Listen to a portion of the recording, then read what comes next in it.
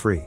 Suddenly the woman jumps on him and tries to hurt him, but Cynthia arrives just in time to sedate her and take her away while James scolds JP for being weak.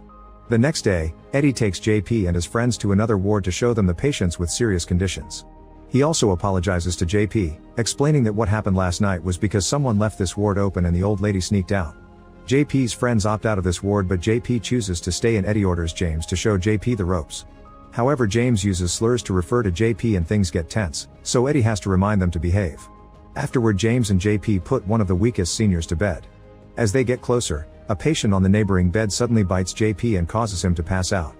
Moments later, JP wakes up in the infirmary and is shocked to see Lily working there. As she tells him that she's closer than he thinks, the room changes color and gets all bloody, only for JP to wake up from the nightmare.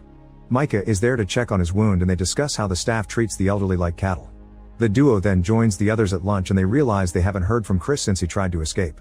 When Cynthia walks by, Camilla asks her about Chris, so Cynthia explains he was sent back to the detention center. After she leaves, Big Mac says Cynthia is lying because he found Chris's inhaler in the hallway and he wouldn't go anywhere without it. In the evening, Big Mac takes Greta to Philip's room so they can keep each other company. While Big Mac tries to connect the TV, Philip's hand suddenly bends into freaky angles while Greta watches in horror. The hand drops before Big Mac turns around, and when he comes closer, he notices that Philip has stopped breathing. At that moment, Philip wakes up and his entire body starts twisting in painful ways, falling off the bed as it continues to bend. Philip begins walking like a horror film monster and growls at Big Mac, who runs away in fear.